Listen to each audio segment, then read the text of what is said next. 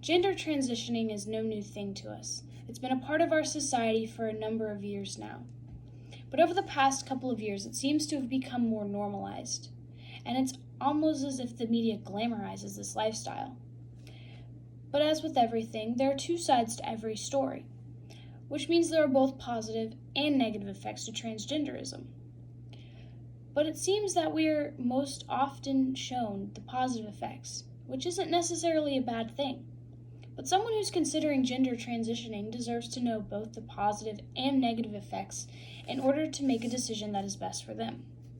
Some of the issues surrounding transgenderism are the negative effects of hormone therapy and the issues with post-transition mental health. But the biggest issue that transgenders face is the growing burden of HIV upon their community. Research done by the CDC and the American Health Journal found that transgenders have the highest rate of HIV cases in the U.S. As of 2017, 1 million people identified as transgender, and 28% of that population tested HIV positive. Trans women are the most at risk for HIV, making up 82% of the HIV cases amongst transgenders. Unsafe drug use and irresponsible sexual behaviors are the two leading causes of HIV amongst transgenders. HIV is sadly not the only issue faced by transgenders. Another risk factor for transgenders is the negative effect hormone therapy has upon the cardiovascular system. Trans women are especially more at risk of having heart attacks, strokes, and blood clots due to hormone therapy. It has been found that trans women are 80 to 90% more likely to have a heart attack or stroke than cisgendered women. Now, these conditions do not affect trans men as much as they do women, but they are still worth noting. Although these physical effects are very important to consider, it is just as important to consider the mental effects that transgenderism has. There are many side effects relating to mental health when it comes to transgenderism.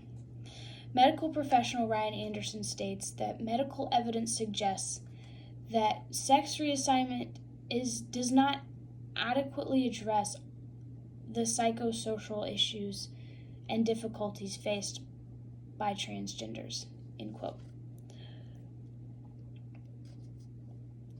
Even in countries and societies like Sweden that are highly supportive of transgenderism, still have many cases of suicide and psychiatric ward admissions by transgenders.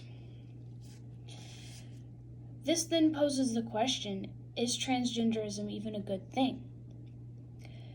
Since so much information has been lost over the years about transgenders, it is very hard to even answer this question. But since many patients have done so well with transitioning, some people believe that this question shouldn't even be asked. So many people still believe that if someone is having thoughts about transitioning or they're showing characteristics of the opposite gender, then they should just go ahead and transition.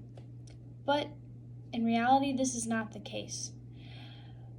A group of women who made the decision and the changes necessary to become men realized later on that transitioning wasn't necessarily what they needed or wanted. Because of their experience with detransitioning, these women expressed their fear that young lesbians are being pushed too quickly towards transitioning.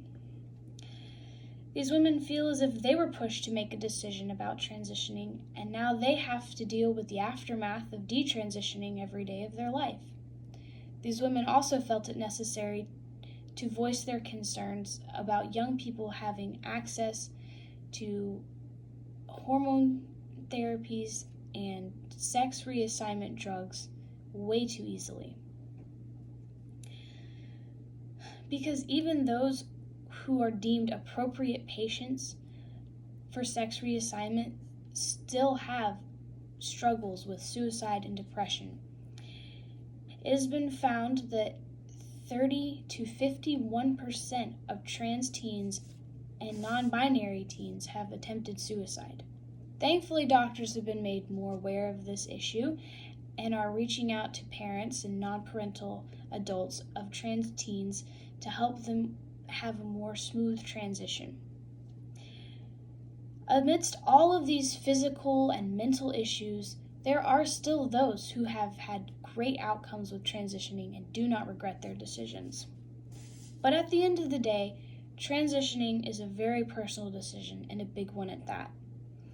This information was not intended to be transphobic, but it is merely intended to be a representation of the negative effects of transitioning, so that people may see a side of transitioning that they wouldn't normally see. With this information, I hope someone is able to make a more informed decision about who they want to be. Thank you.